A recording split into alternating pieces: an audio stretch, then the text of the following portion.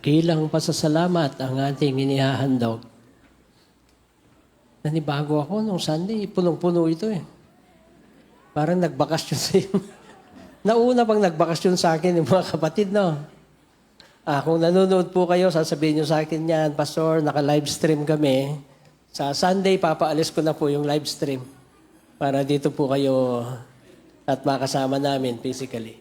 Hindi yan ang intention ng livestream. Pero siyempre, may mga pagkakataon, kagaya ng mga kapatid na nasa ibang bansa at yung may mga sakit talaga na hindi kayang magbiyahe physically, ay nakakatulong po yan. Pero sana naman wag nating abusuhin ang technology. Hindi po yun ang purpose. At bakit ba nagsesermon na ako agad? Masaya po kayo? Yun ang tanong sa akin ng ating punong diakono noong Sunday. Nasalubong ko siya sa harap. Tapos ang tanong niya sa akin ay, Pastor, masaya ba kayo? Kung hindi ka pa naman masaya noon, hindi ko alam kung ano ang hinahanap mo. No. Madami ng mga kapatid na dumating galing sa mga solid churches, yung mga naging developments. Bagamat hindi natin nagawa lahat kasi kailangan may mga practices pa na gagawin. Pero palagay ko naman ay, sabi nila, sulit yung kanilang pagpunta dito. Galing ako ng Solid Hope this week. Sabi ng mga kapatid doon, sana maulit muli.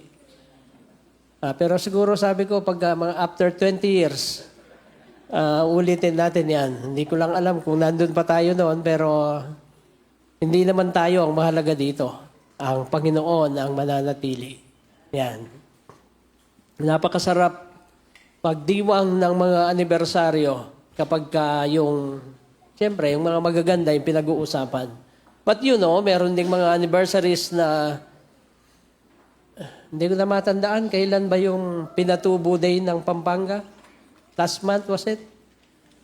No. Nag-celebrate ng Pinatubo. Pero palagay ko hindi yun pag-alala ng mga masasayang bagay nung June 15. No?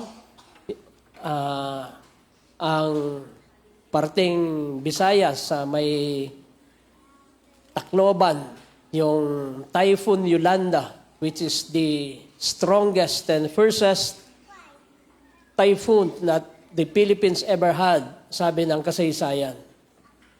At yung mga tinamaan ng pagyanig, kapag ito ang inaalala mo, 1 year na pala, 2 years na pala, these kind of anniversaries are one of the most painful.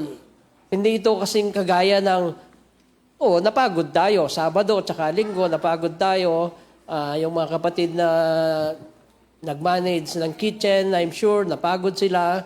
Pero sa kabila ng lahat ng yon, masaya tayo. Yung mga nagsabit ng mga damit. Nung hindi na nila masabit lahat, sabi nila, bahala na kayo dyan. Kunin nyo na lang yung gusto nyo dyan. Masaya, kahit na physically exhausted tayo, pero sarap naman ng pagkain, di ba? Nag-enjoy ba tayo? I was so blessed with our friend caterer na talagang, and they serve it with care and love also. Hindi yung magbusit. Masarap yung inihahanda nila na pagkain sa atin. Pagka ganoon, maganda siya. But when you remember anniversaries of calamities where many people died, many homes were wrecked, and properties were destroyed, hindi siya ganoon ang dating sa atin. But it can still help to thank our God for the salvation of life. Kahit na merong sakuna na nangyari, at least naingatan pa din at na-preserve yung maraming buhay. At pagkakataon na rin ito para pag-aralan kung saan ba nagkaroon ng pagkakamali o pagkukulang, lalo na ang ating pamahalaan sa pag-deliver ng relief o sa pag-advise ng mga tao na lumikas, mga ganoong bagay.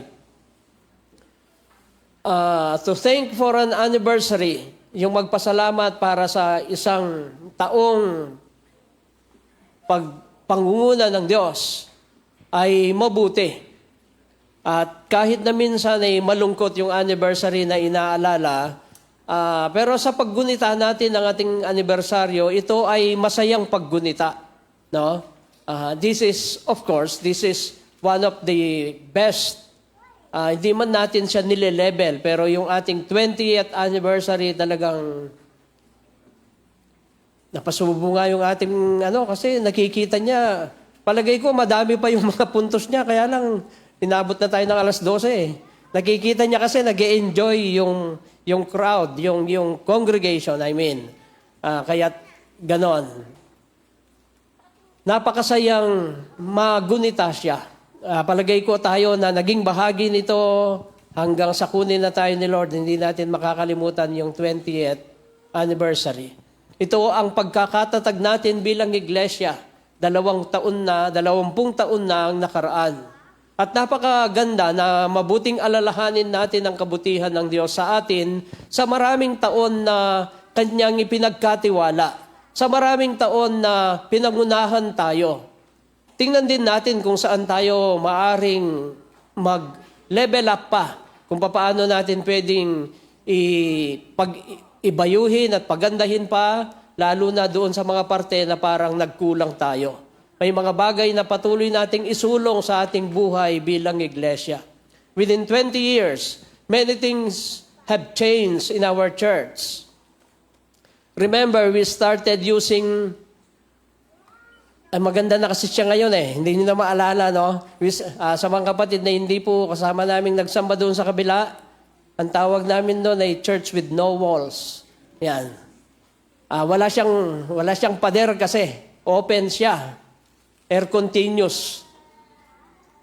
But we started using this house of worship after 7 years ng ating pagkakatatag. Nagkaroon ng mga pagbabago. There was change of leadership.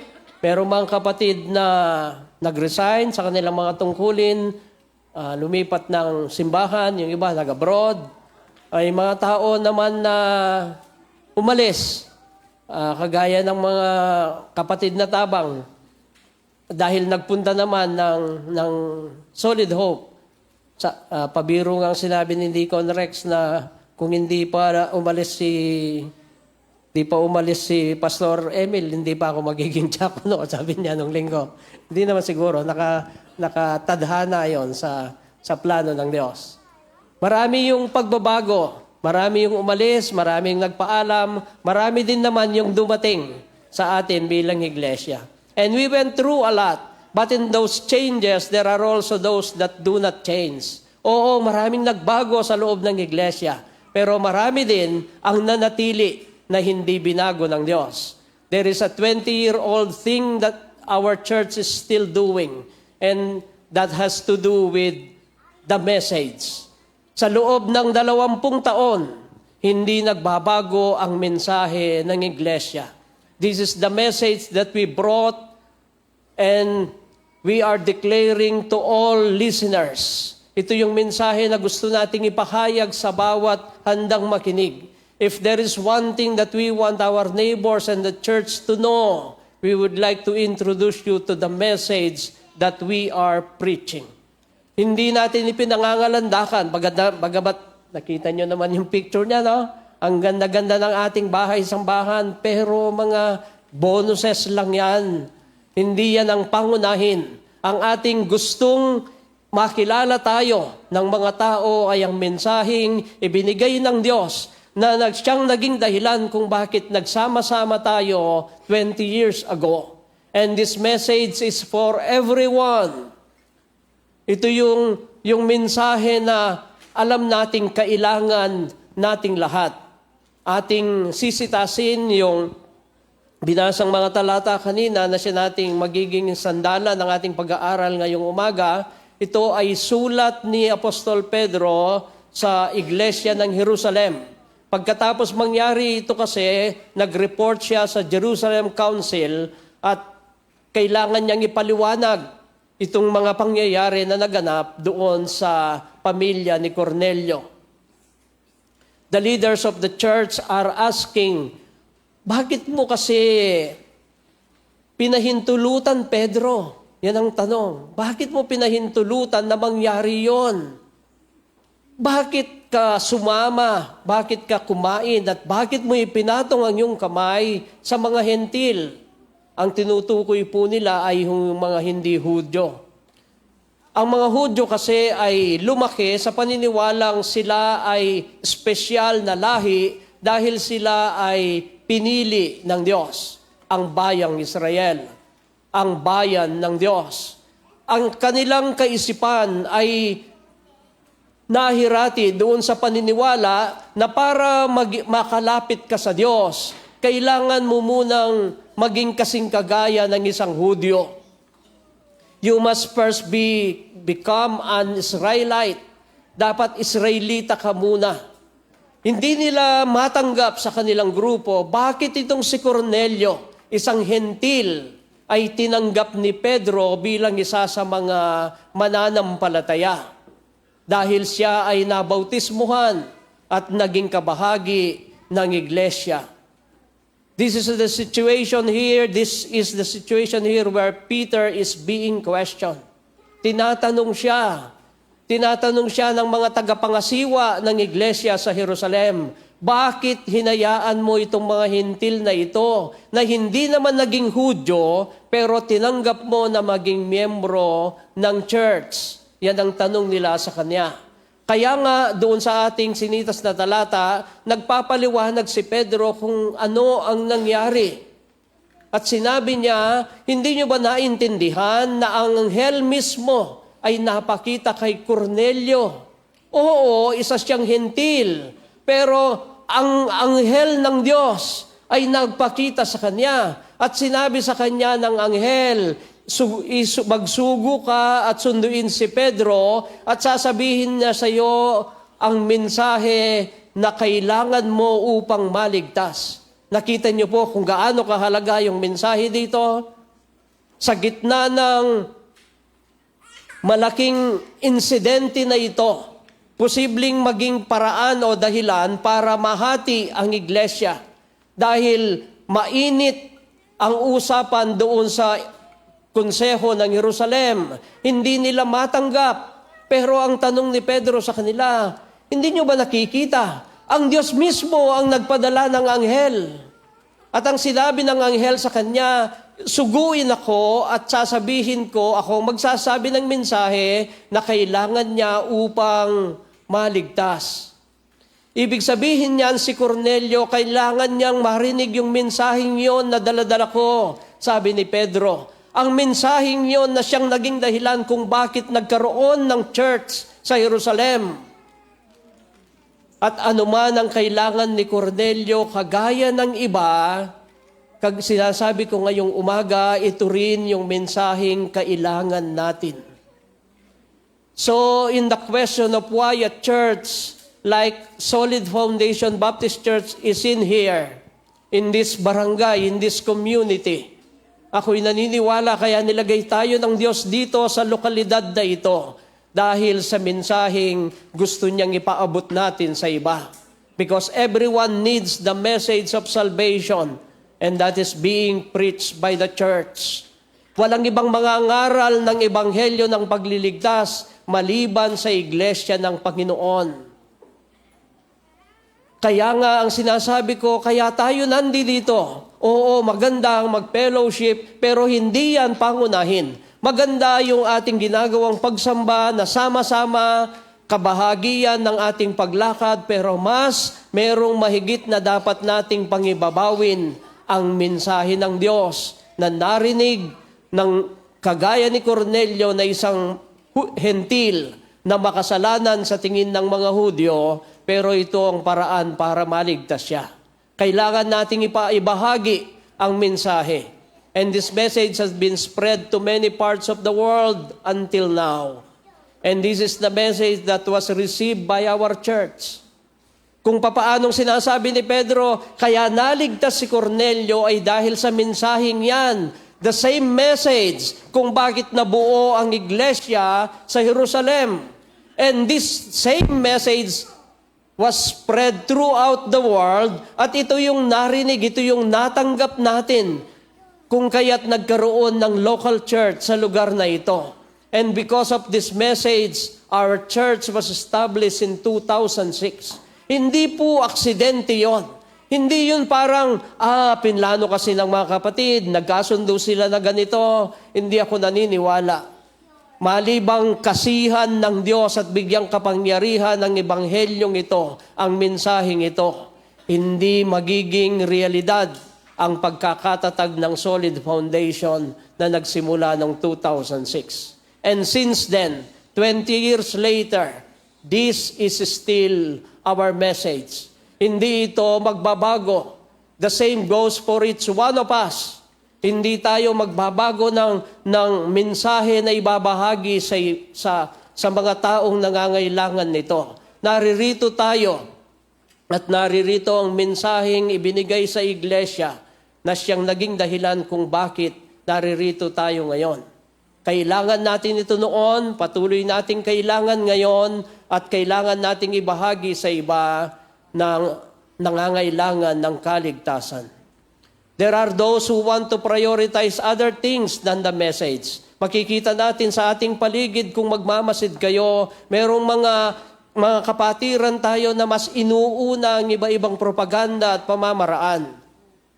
Pero sa atin, walang pwedeng maging kapalit ang mensaheng ito ng kaligtasan.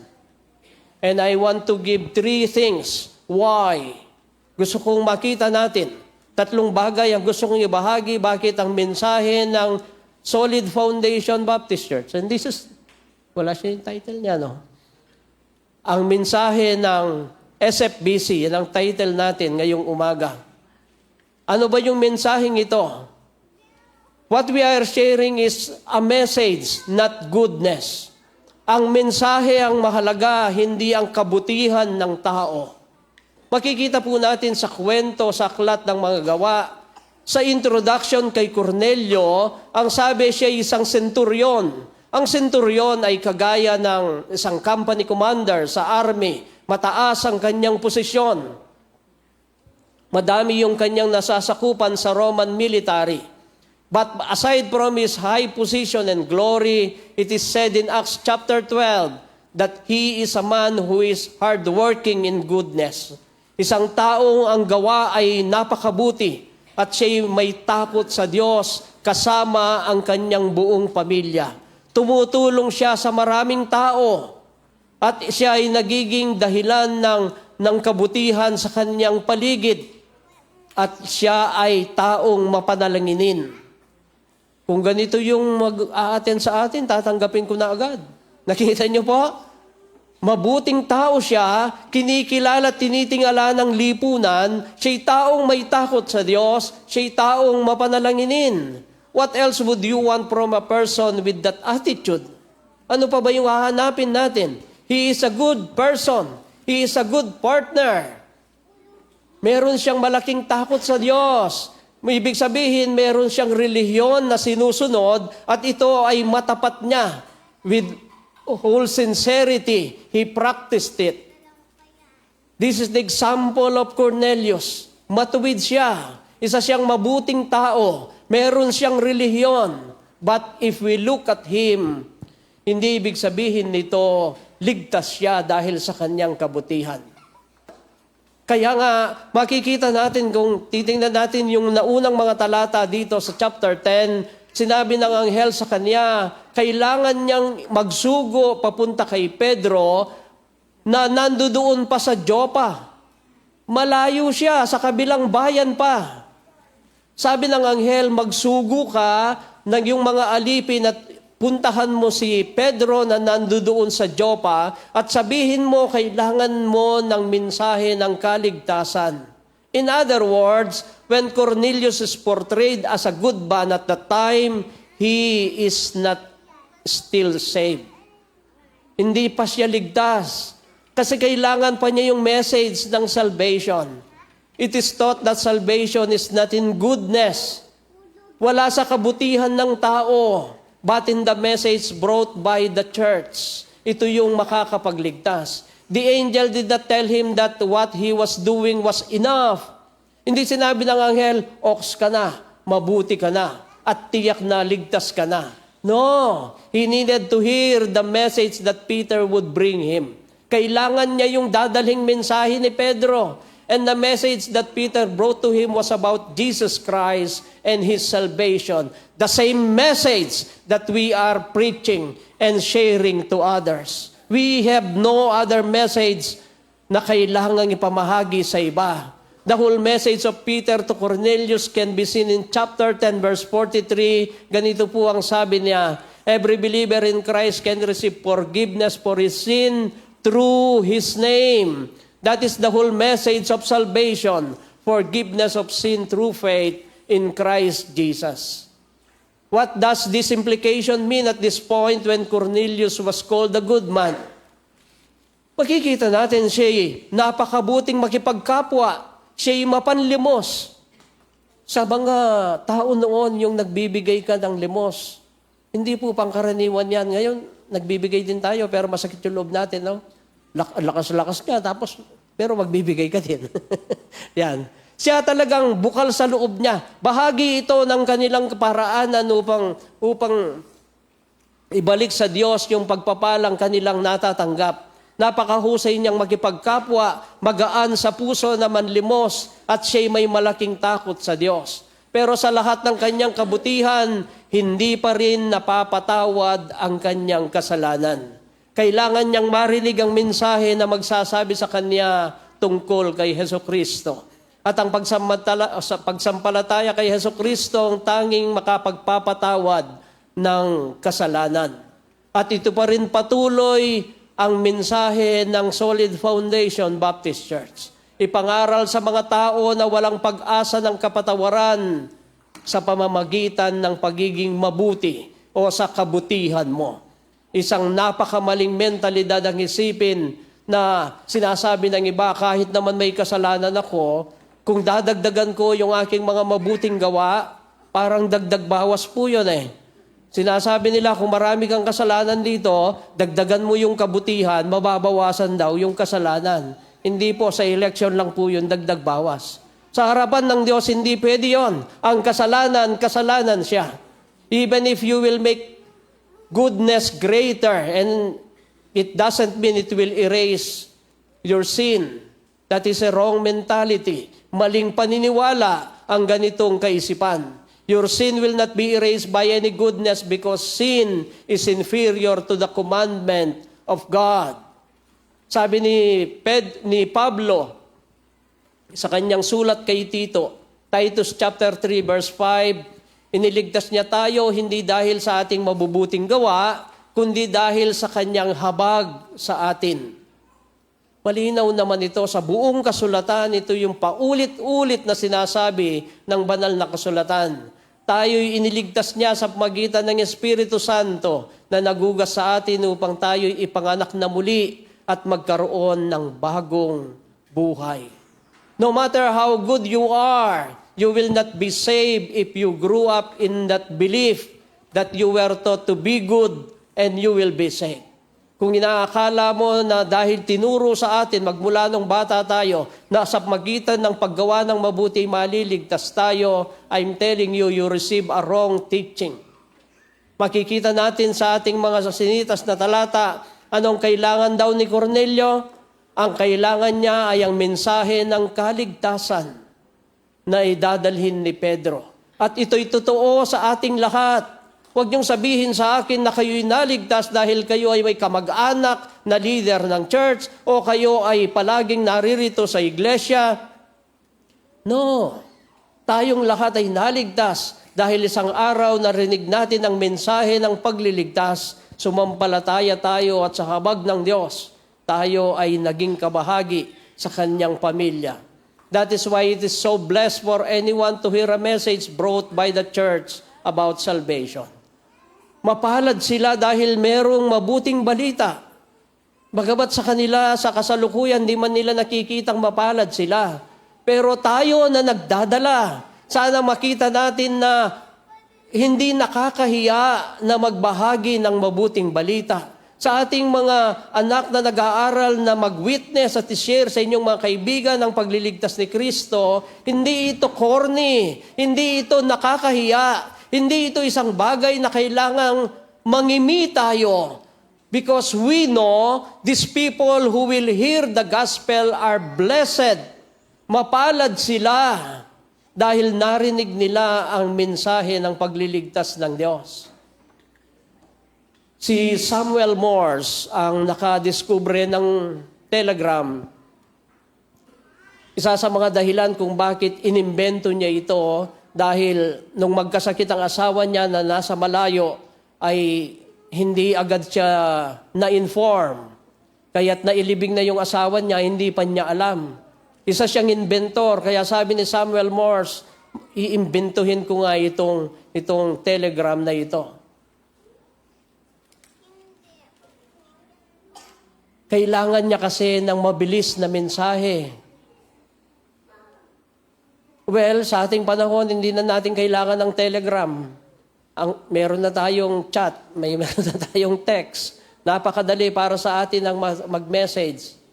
Pero lahat ng messages na yan ay hindi po pwedeng ihambing sa mensaheng padala ng Diyos.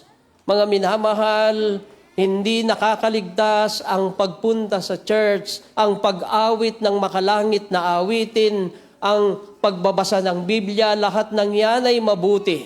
Ang makipag-fellowship at makisama sa mga mananampalataya, palibang personal mong maranasan ang pagliligtas ni Jesus, mahalibang tanggapin mo ang mensaheng ito ng kaligtasan, hindi ka makakasumpong ng paglilinis ng iyong kasalanan.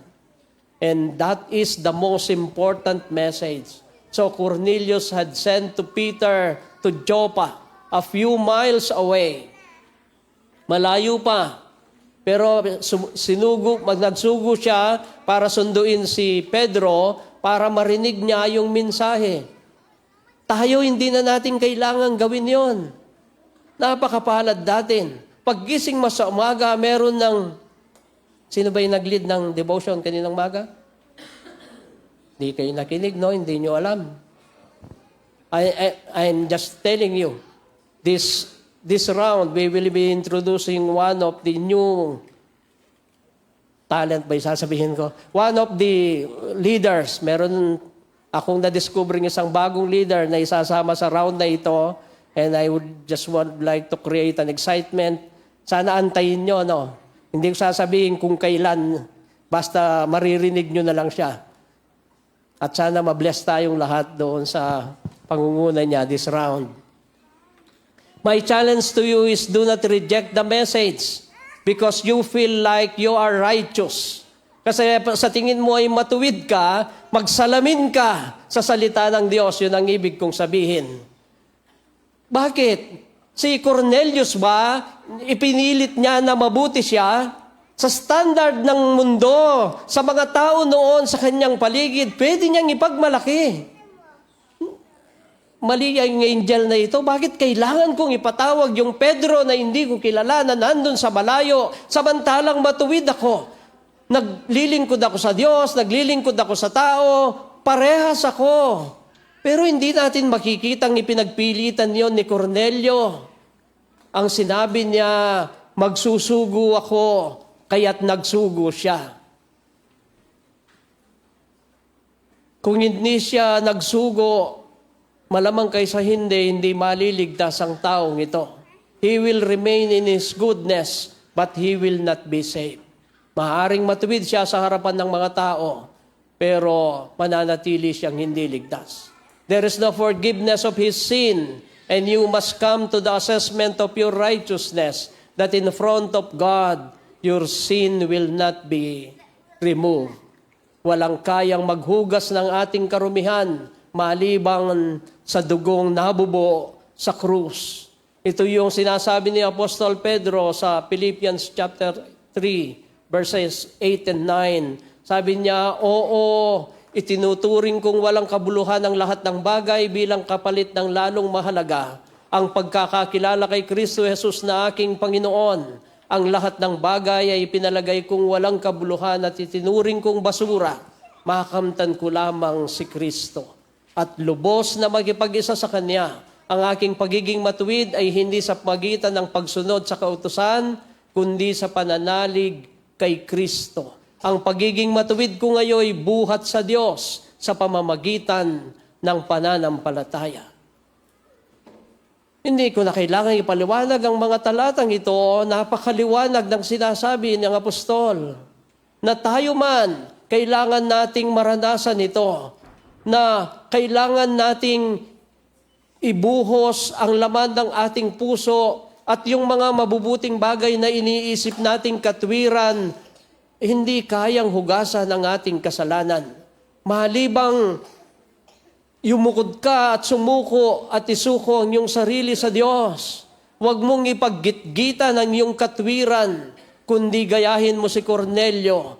Makinig ka sa mensahe ng kaligtasan na daladala ng ating Panginoong Hesukristo. Si Anthony Pizzota, isang paring Italiano na naging missionary nila ng Roman Catholic dito sa Pilipinas. Pero alam niyo ba kung anong nangyari sa kanya? He came to a point where he was challenged by the gospel. Kaya ang ginawa niya, pinag-aralan niya, binasa, pinag-aralan, pinagbulay-bulay. At dahil dito nakita niya na walang ibang paraan upang maligtas malibang sampalatayanan niya si Jesus. At ang naging bunga nito ay sumulat siya ng isang aklat na ang titulo'y The Truth Encounter. I've seen a copy. Sister Linda Pamintuan, meron siya nito at gusto niya ibabasa sa akin. Sabi niya, ganito. Kaya lang yung iba sinasabi ni Anthony Pizzota ay yung mga lihim na daan papunta doon sa ilalim ng simbahan. Kung ano-anong ginagawa daw doon. Pero hindi ako masyadong interested. But I've seen the book. He said that the truth that challenged him to become a Catholic priest, and he left all of this to become a disciple of the Lord Jesus Christ. Madalang ito. Italian siya. Yung mga Italiano magmula bata, yun na yung kanilang pinag-aaralan. Pero nung ma-encounter niya ang Diyos sa magitan ng gospel, binago siya ng Diyos. Maybe you have beliefs that force you to be good, and because you are good, you are thinking that you do not need a message. You do not need that message of salvation to open your eyes. I'm challenging you. Open your mind. Buksan natin ang ating kaisipan at ating pagbulaya ng sinasabi ng Diyos. The Lord has brought you to hear the message. Do not deny it. Wag nating tanggihan ang kabutihan, ang mabuting balita na siyang magiging paraan ng pagliligtas. The message is not goodness. Ang mensahe ng kaligtasan ay hindi kabutihan. Yan ang una kong gustong sabihin. Ikalawa, the message is not experience. Ang mensahe ay hindi karanasan. Yes, Cornelius has an extraordinary experience here. The angel of God spoke to him. O hindi ba? Nangusap ang Diyos kay Cornelio sa pagitan ng anghel. At ang tagal ko nang gustong makausap yung angel. Hindi ko alam kung sinong angel ang gusto niyong makausap. Pero kakaiba yung kanyang naranasan. Sa ibang tao, kung makikita nila ito, sasabihin nila, wow, no? Sana all. Yung sasabihin nila. Kasi napaka-extraordinary. Hindi pangkaraniwan na mangusap ang anghel sa iyo. In the Bible, only a few have this experience that was shown by an angel. Most of it happened during the birth of our Lord Jesus. Nagpakita at nangusap ang anghel kay Maria. Nagpakita at nangusap ang anghel kay Jose. Nagpakita at nangusap ang anghel sa mga pastol. The point is, it happened because God allowed it. Because of a great act of God. Meron siyang gagawing dakilang bagay na ipapahayag ang kanyang mensahe. At dito sa buhay ni Cornelio, merong dakilang bagay na gagawin ng Diyos. Nagpakita ang anghel kay Cornelio dahil gusto niyang sabihin yung mensaheng kailangan ni Cornelius. Hindi sinabi ng anghel, you know what? This experience for you is a miracle. Hindi ito pangkaraniwang nangyayari. Sapat na yan. Kung naranasan mo yung himalang yan, maging masaya ka at sapat na yan. You will be happy with that and that must satisfy you with that experience. Hindi yun ang sinabi ng anghel. No, sabi niya, you need to make Peter listen. You need to make Peter bring the message so that you can listen to the message of salvation. Hindi yung karanasan, no matter how great it will not save you from your sin. Many are hoping for a great experience as a proof that they are being accepted by God. May mga tao na sinasabi nila, sana maranasan ko ito para maramdaman kong tanggap ako ng Diyos. No. Hindi po karanasan. There are those who claim that they have been blessed and that they had been answered by God in a perfect way. Ipinanalangin ko ito, sinagot ito ng Diyos, ibig sabihin, malapit ako sa Diyos. Malibang hugasan ka ng dugo, hindi ka pwedeng makalapit sa Diyos. Yan ang sabi ng banal na kasulatan. Kung ganito ang iyong katwiran, you are actually putting yourself in danger. Hindi ito ang kalooban ng Diyos. Ang sinasabi sa atin, kailangan nating sundin kung ano ang panuntunang itinakda ng Diyos. May iba na ginagamit yung kanilang karanasan. Ang sinasabi nila, I have been accepted by God. This is what I experienced. This is what I prayed for. This is how I was saved from my illness. And so I felt I was accepted by God.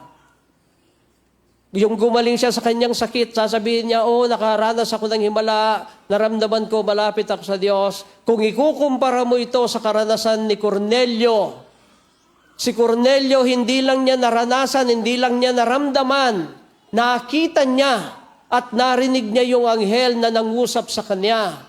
But even from that experience, it was said to him, let Peter bring the message of salvation.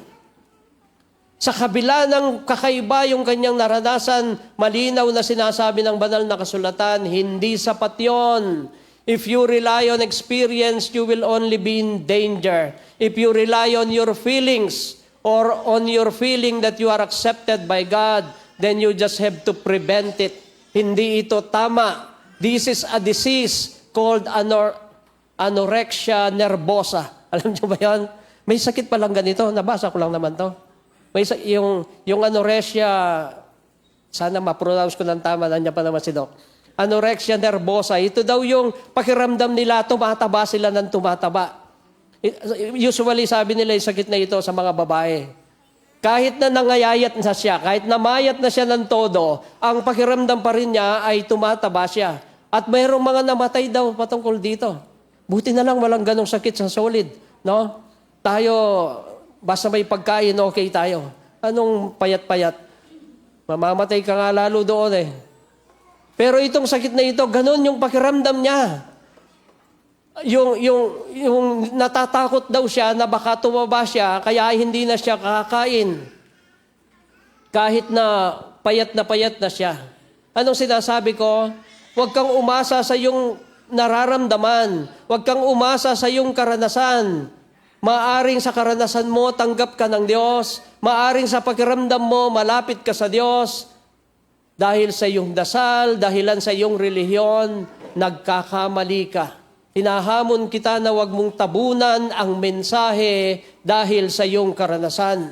Ang magliligtas sa makasalanan ay hindi ang kanyang karanasan, kung hindi kung anong naranasan niya sa ating Panginoong Hesukristo. And again, this is the message given by Peter to Cornelius and his companions in chapter 10, verses 39 and 40. Sabi niya, saksi kami sa lahat ng ginawa niya sa lupain ng mga Hudyo at sa Jerusalem. Siya'y pinatay nila. Siya ang ipinako nila sa krus. Ngunit siya'y muling binuhay ng Diyos sa ikatlong araw at hinayaang ipakita ang sarili. Ang pinagdaanan ni Jesus upang makapagligtas ng makasalanan ay siya'y namatay at nabuhay na muli, ang mensahe ng Ebanghelyo. At sa mga katotohanan niyang nakasalalay ang ating kaligtasan Huwag kang umasa sa iyong karanasan. Maraming nadadala ng kanilang karanasan ay lalong hindi mararanasan ang kaligtasan kay Hesus Kristo. Malaking hamon ito sa atin. Dati hindi pa ako kasama dito eh. Sa atin na mga may edad na, ang sinasabi na natin, naranasan na namin yan. Nadaanan na namin yan. Alam na namin yan. Pinagdaanan na namin lahat yan. Hindi ko na kailangan yan. Kaya kapag nagsishare ka sa mga matatanda, titingnan ka niya at parang sinasabi niya, sa tubig na ininom ko, malulunod kita, sabi niya. Marami akong karanasan, nadaanan ko na yan. Pero hindi po ang karanasan ang batayan dito. And you don't want to listen. Kasi sinasabi mo, alam mo na yan. Ayaw mo nang makinig. I hope God will show you that even you are in need of that message of salvation. Ang mensahe ay hindi nakukuha sa karanasan, wala sa edad, matanda man o bata. Ano pa man ang pinagdaanan sa buhay, mensahe, hindi karanasan. Lastly, message, not corruption. Mensahe, hindi kabulukan. And this is for our church. The first 2 points are for the people who should listen to the message. The third point is for our church who should deliver the message. You may remember, if you are familiar with the story, how was Peter's first reaction when he was commanded by God. Remember, doon sa Book of Acts, nung ito'y maranasan ni Pedro, sabay ito eh. Habang nagpakita yung anghel kay Cornelio, nagkaroon din ng pangitain si Pedro. Ano yung pangitain ni Pedro? Bumababa yung animoy kumot, tapos meron siyang mga pagkain na nandoon. Pero ito'y pagkain ng mga hentil, hindi pagkain ng mga Hudyo. At sinabi ng tinig kay Pedro, bumangon ka at kumatay. Anong sabi ni Pedro? No, Lord. Sabi niya, never. Sabi ng isang narinig kong preacher, when you claim that Jesus is Lord and partnering it with no or never is unbecoming of a Christian. When we say Lord, we usually say yes. Yes, Lord. Pero si Pedro sabi niya, no, Lord. Never. Hindi ko kailanman yan gagawin. I do not eat any filth. Hindi ko makakain yung marumi. Anong sabi ng Diyos sa kanya?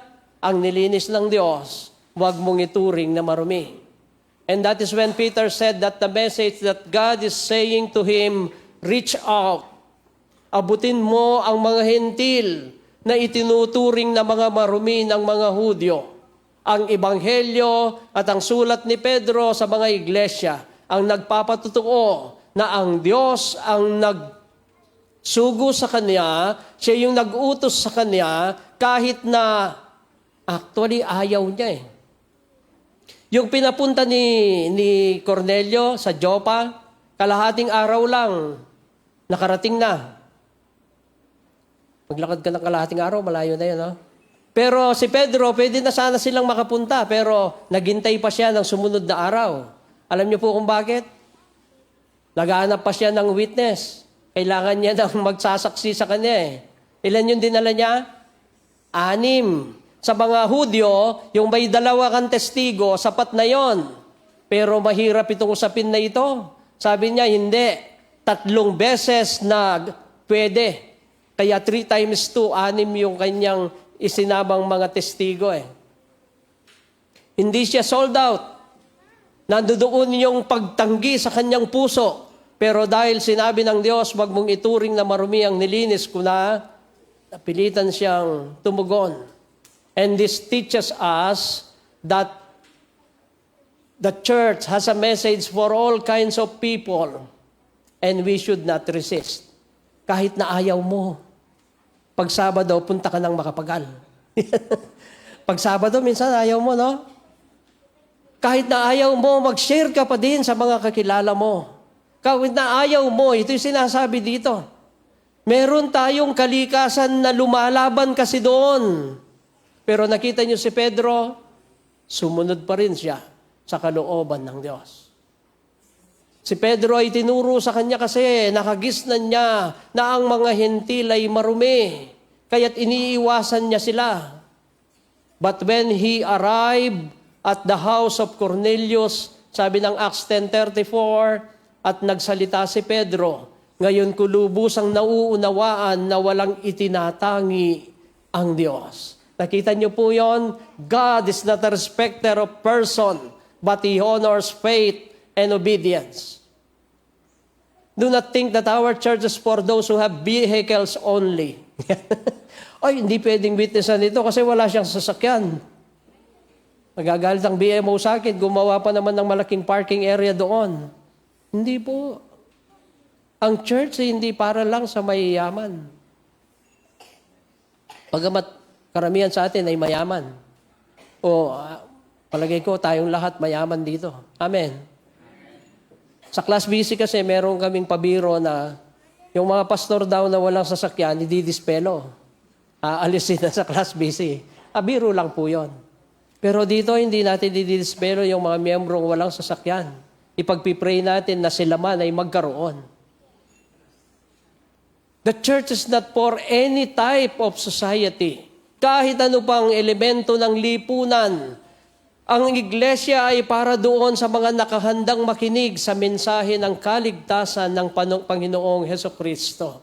We desire to reach all the messages for all, for our community. And my challenge to us as a church, let us not question who fits the message of the gospel. Hindi yung parang mukhang, ito mukhang mabait, ito mukhang, no. Hindi tayong nagdi-decide nun. Hindi natin tinitingnan kung sino ang karapat-dapat. Because the truth is, no one is deserving. Hindi natin sinasabing, ito, mabait ito, karapat-dapat ito. No, sa harapan ng Diyos, walang karapat-dapat. Lahat tayo ay hindi nakaabot sa pamantayan ng Diyos. No one has the right. Huwag nating sabihin ito dapat, ganun dapat. Wala pong karapat-dapat sa harapan ng Diyos. Tayong lahat ay bangkarote sa Kanyang harapan. The very hearing of the message is a blessing of God. Yun ang ating gawing kalakasan at katapangan ng ating pangangaral.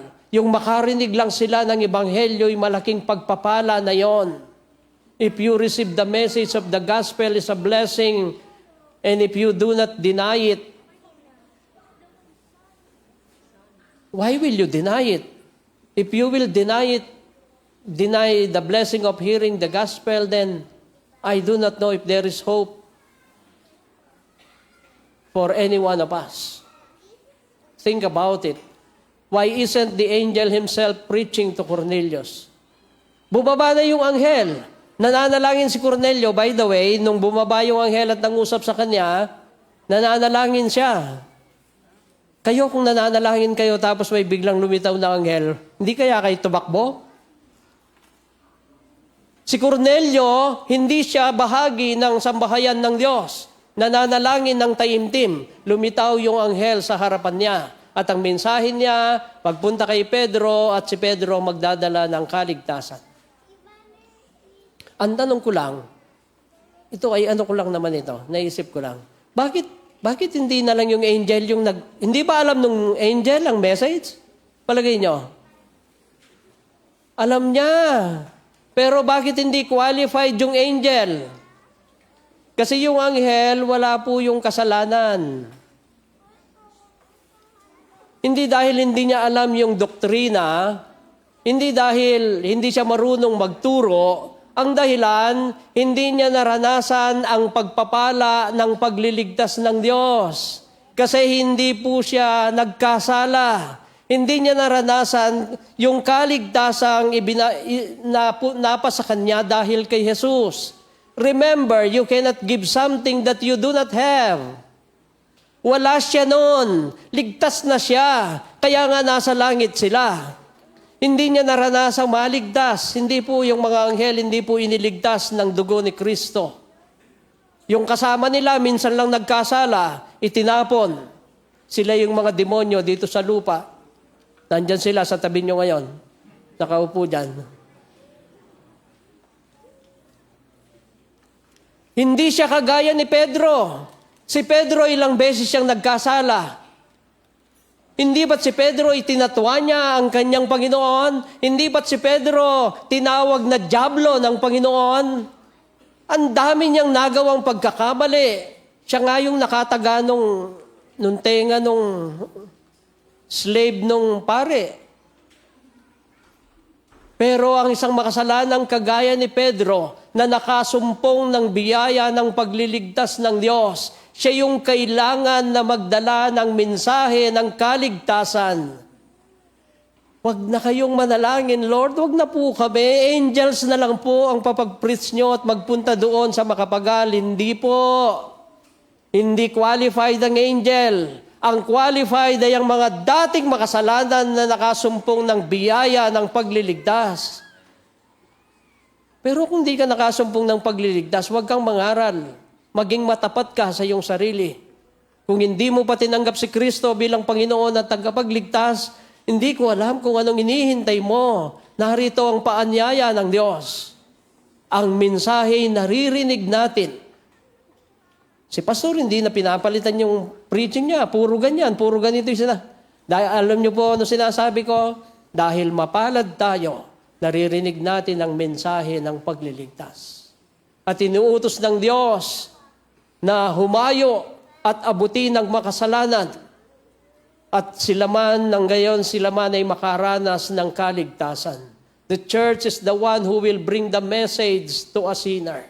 And for 20 years, we have been spreading this message despite our weaknesses. Or should I say, because of our weaknesses. Dahil sa ating kahinaan, dahil wala tayong ibang may pagmamalaki, kundi yung karanasan na tayo yung mga makasalanang nakasumpong ng biyaya ni Kristo, kaya meron tayong mensahe ng pagliligtas. Kaya tayo naging church. Marami ngayon ang nakikinig sa mensahe, pero iniisip nila, hindi ito para sa kanila. Mamanhik ako sa inyo, kung wala pa tayong karanasan ng paglapit kay Jesus at pagtanggap sa Kanya bilang Panginoon at tagapagligtas, hindi mo mararanasan ang lahat ng ito na aking binabanggit. Kung umaasa ka patuloy sa kabutihan, kung umaasa ka patuloy sa karanasan, hindi ito sasapat. And this is the message of Solid Foundation Baptist Church for 20 years. The reason is because the message is older than us. It is started, the message itself is more than 2,000 years old. It started with the cross of Jesus Christ and where He rose from the dead. That is where the message began.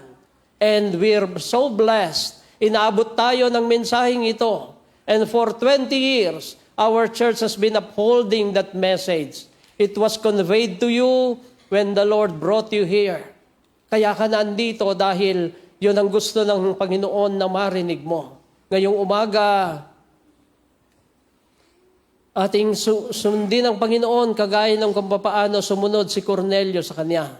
At sa ating iglesia, maging kasing kagaya tayo ni Pedro. We may have our own rules. Meron tayong kani-kanyang pamamaraan at estratehiya. But let us obey the commandment brought about by the gospel to those who are ready to listen. Iba-iba tayo ng paraan. Walang question doon because we have individual differences. But the message remain the same.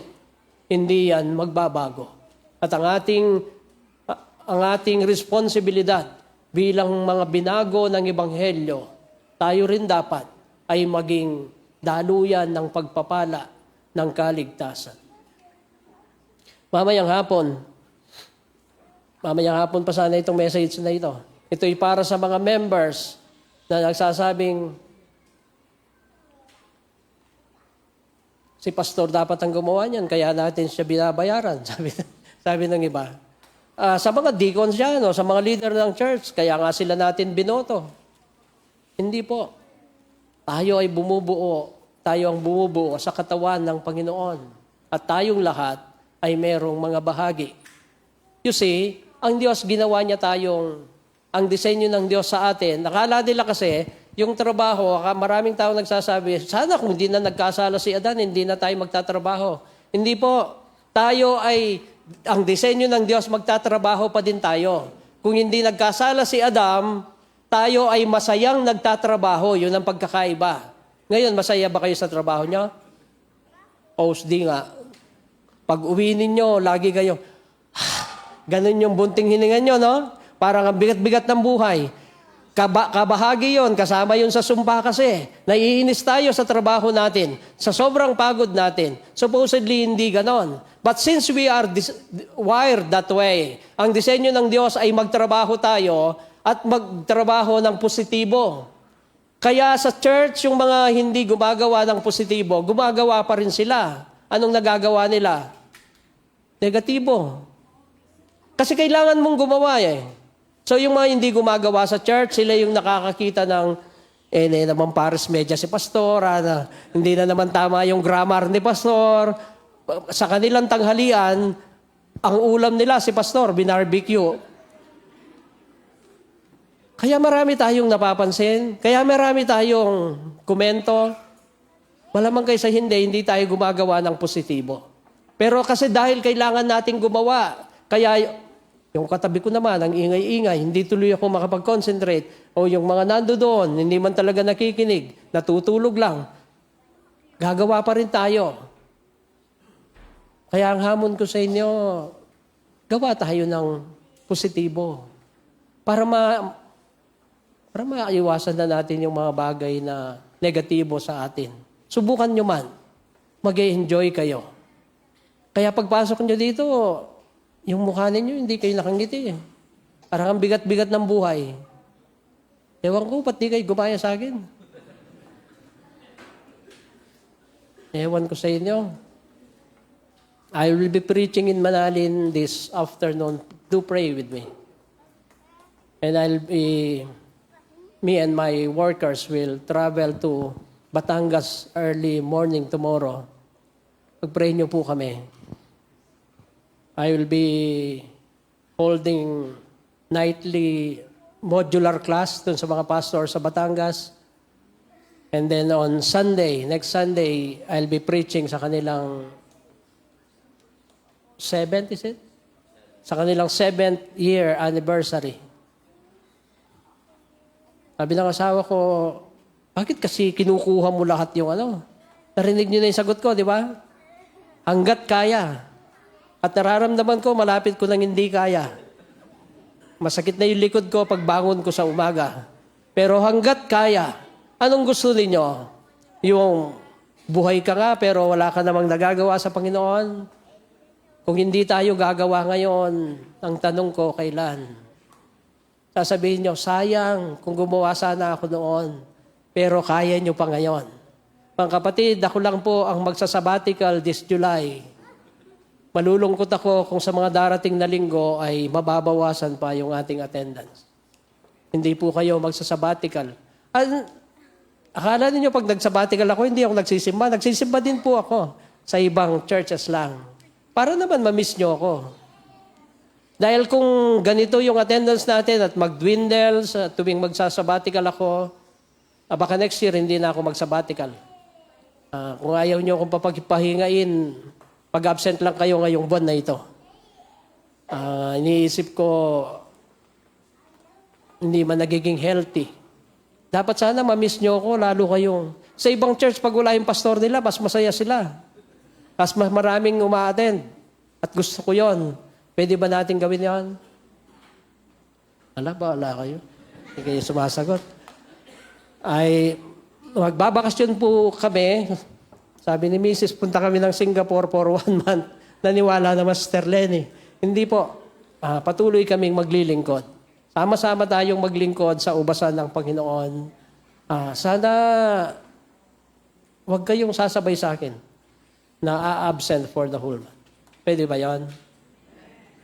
Salamat po. Maraming salamat po, Ama. Paulit-ulit. Madalas marinig ang mensaheng ito, pero ayaw kong makalimutan namin na sa kabila ng kasiyahan, ng maraming tagumpay na inyong pinagkakaloob, ay makalimutan namin ang tunay na dahilan kung bakit naririto ang inyong iglesia lokal at ang mga solid churches. Ang mensahe ng kaligtasan, sa pagitan ng aming Panginoong Jesucristo, ang patuloy na mangibabaw sana. Makita naming mapalad kami, narinig namin at tumugon kami. At sana'y lalong maramdaman naming mapalad kami dahil may pribilehiyo kaming ibahagi ito sa iba, sa iba't ibang kaparaanan. Kami po na mga magulang sa aming mga anak, kami na mga Kristiyano sa isang komunidad ay makapag-share sa aming mga kapitbahay, kami na mga Kristiyanong empleyado ay pwedeng makapagbahagi sa aming mga kasamahan sa trabaho. Saan mo man kami dalhin, naway maging bukang bibig namin ang mensahe ng Solid Foundation Baptist Church, ang mensahe ng iyong pagliligtas. Salamat po. Salamat po, O Diyos. Napakapalad nga namin, hindi lamang kabutihan, hindi lamang karanasan, kung hindi ang pangwalang hanggang kaligtasan ang naranasan at pinagkaloob niyo po sa amin. Muli po namin ibinibigay sa iyo ang lahat ng aming pasasalamat at papuri sa pangalan ng aming Panginoong Yesus. Amen.